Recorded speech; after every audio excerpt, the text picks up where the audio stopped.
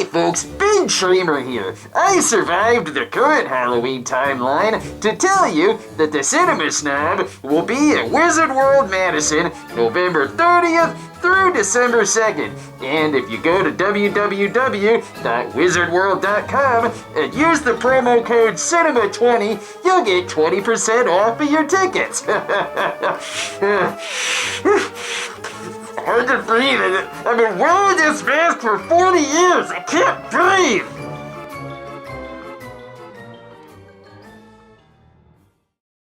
I know I probably should have reviewed this movie on the actual day after Halloween, but that's okay, because this movie has absolutely nothing to do with the movie or the holiday Halloween. It is not referenced, it is not mentioned, it doesn't even take place in a single day. Hell, it's not even a horror film!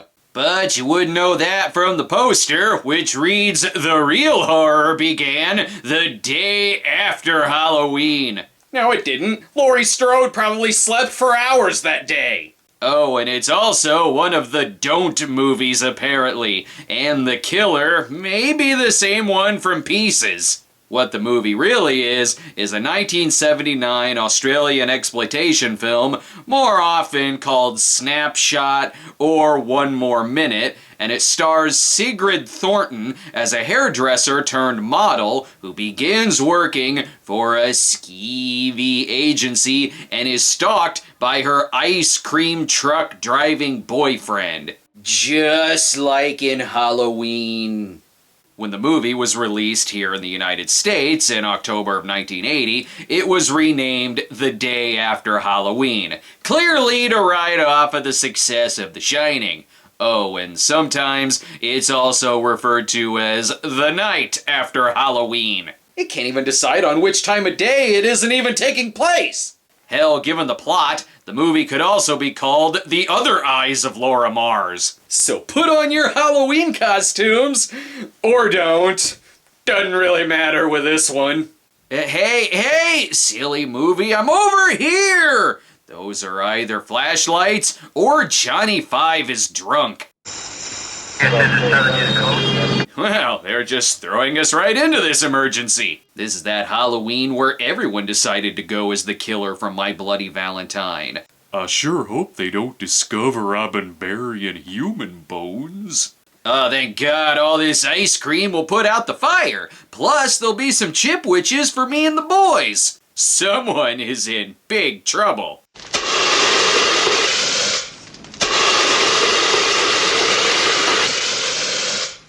Well, that was intense.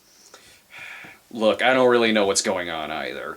Oh my God, a leftover Halloween decoration. This is not the hot fireman calendar I was asking for. So, which title of the movie are we gonna get on this copy?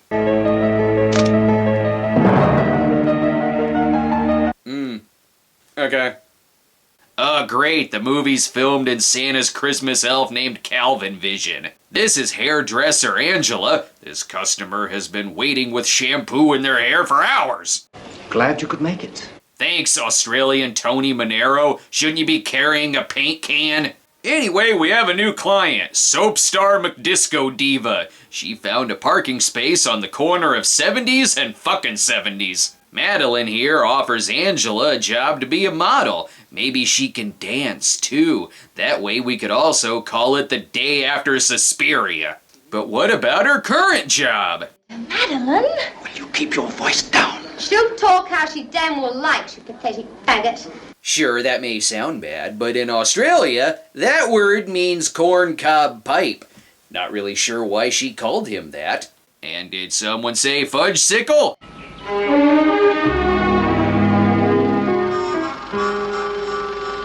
The ice truck killer from Dexter is super lost. He's not even in the same continent. Welcome, Angela, to the School of Inflatable Women. Oh yeah? Well, I can do this with my thumbs. Here's our photographer, who also takes pictures of dead rodents. What exactly is coming up? Oh, a joke, of course. Isn't it? Right. God, old iPhones were inconvenient. This was back when cameras themselves looked like they were photobombing you with a middle finger. Holy shit, we need to get out of here. I bought a dreamsicle from this guy, and it turned out to be an ice cream sandwich. He's horrible at taking orders. Apparently the ice cream truck driver is her ex-boyfriend. What the hell, you gave up free frozen Snickers for life? The guy is even bothering the neighborhood kids. What did he want? He said he's gonna knock shit out of you. Becky? Well, I wouldn't blame him if he did, the way you treat him. Stupid chain-smoking old women 13-year-olds. Despite being offered an amazing opportunity to be a model, Angela just complains all the time. Should have been at work 2 hours ago. My mother will kill me if I lose that job. Could you stop posing as a wet blanket? Her photo shoot has professional photographers, creepy old lurkers with pipes, and her own theme song. Angela, you thought it over, but your eyes still show the fears. That's not Angela's theme. You're just what I've been looking for. Ah, there. I bet I can guess the ending. And of course, this is the kind of movie to throw in a random lounge act in the middle of it. Whoa, boppery-bop, a lazy J.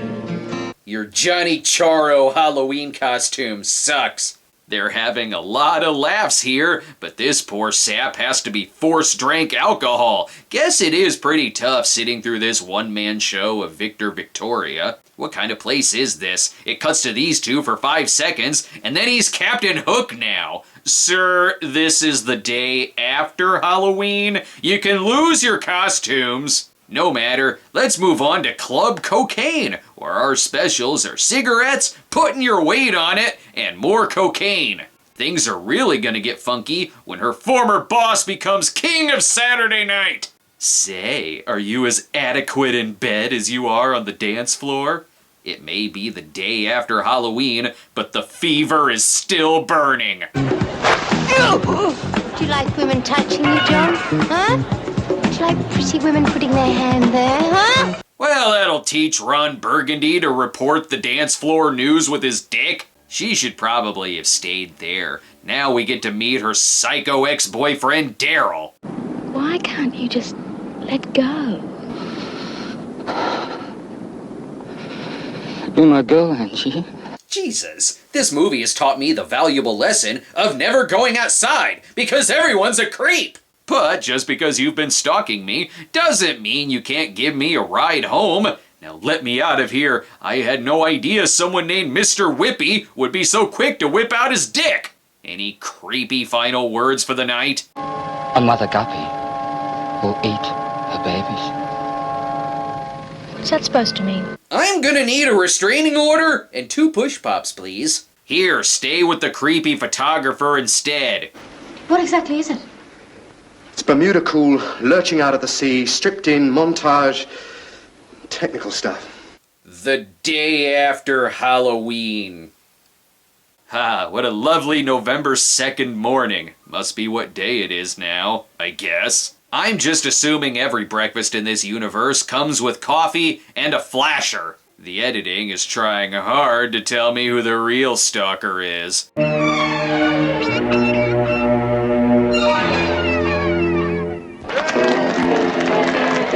It's not every day you run into Howdy Doody at the cruising bar. After her photo spread is released, she's getting all kinds of looks. Walt Disney here is very impressed. Do you mind? I'm trying to watch this amazing show. You got to tell me what you got to know, 'cause I can't stop rockin' rollin', yeah, oh no. Tonight, the role of Eddie from Rocky Horror will be played by Marlon Brando's corpse. You two just keep on talking. I'm gonna continue smoking my 70s. I've never seen a thriller filmed in rich Corinthian leather. Your pictures were a huge success, darling. We want to pick you up at the modeling agency of Grabby, Gropey, and Squeezy. I see all of this going well. Tell me, Dr. Will, what's the matter with me? My wrinkle must have gone and caught a rare disease. Every time my baby holds a hand in mine, I get a funny feeling. As we return to the day before Friday the 13th, thank God her mom is here to side with the stalker. I do regard myself as a pretty fair judge of character. I can at least understand his behaviour, but as for yours... Believe me, Mum, that's hysterical. Thanks, 70s mom. Old school parenting. Be nicer to your stalker, you whore. If Angela is crying, it's because all the discount candy was bought from the store.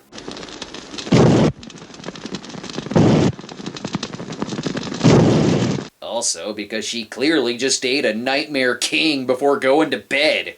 Good news is she has an apprenticeship at stately Wayne Manor.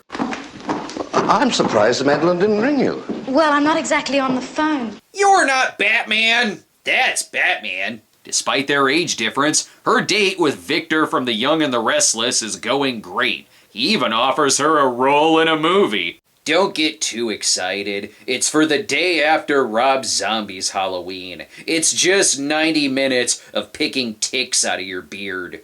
Sleazy producer guy fakes a phone call in order to get Angela to stay. Classic sleazy producer guy. She says they're going to be there till all hours.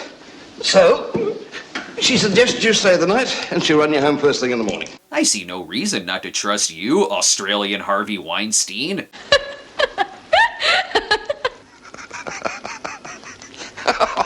Oh shit, I put a roofie in my own drink! Yeah, these pictures are great, but they'd be even better if you were naked and stuffed with cantaloupe. You should just be naked. Just kidding. Be naked. Now perhaps one with the arm down a little, just a hint more breast. God, I hope her stalker shows up to save her. Is Madeline really coming home tonight?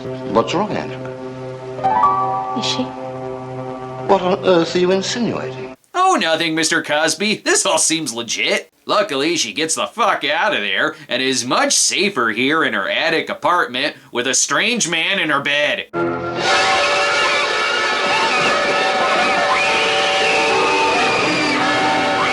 Still better company than Count Rapula. I'm sorry that you found the one animal that I didn't make a coat out of.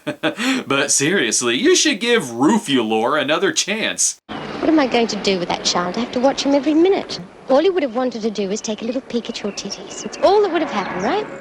Your argument and the pan and scan have convinced me. Set me up on that second date! Just kidding. You should really get drunk and let me seduce you. It's way hotter. Careful, you're touching her right in the movie windows. I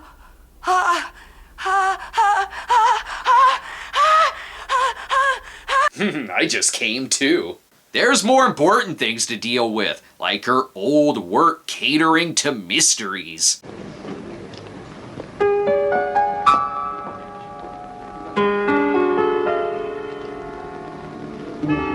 Oh my god, who's that? No time for that job. Meathead Mike and Gloria Stivic have a sweet offer. You'll be catching a flight to Fiji. Fiji? Oh, you don't have to worry about passports and so forth. We look after all that. You see, they're in the middle of shooting their campaign and they need a replacement immediately. The day after Halloween. And that's when she decides to leave the modeling agency and the country. You may think it's because everyone is evil, but really, it's because they were out of Skippies. I know one person who isn't gonna like this news.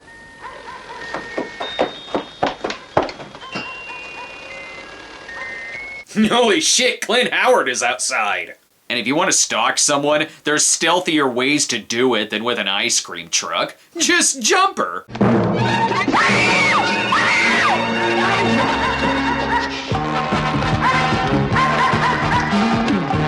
She's getting the funk out of there! Think of all the sales she's running past. Each store probably has costumes up to 70% off. Sure, she could call the police, but it's best to call one creep to take care of another creep. They'll cancel each other out.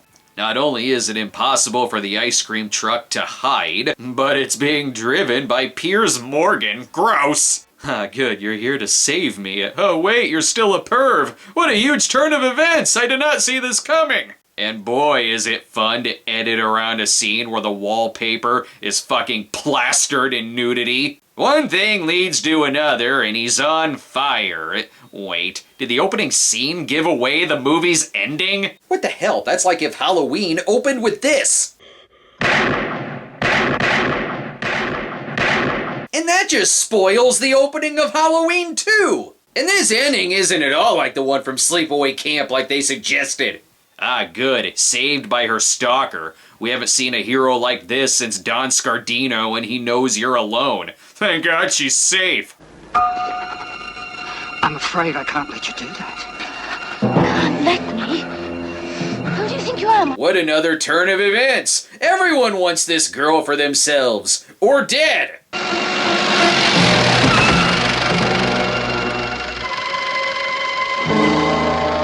And Rum Raisin finally killed Daryl. Anyway, I'm also evil, Angela. But at least I'm way more attractive than Daryl. Come with me and we'll sell frozen lesbian bars together. And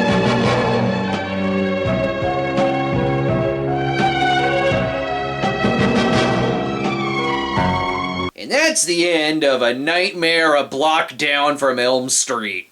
Quite an interesting little feature from the director of Free Willy. Seriously.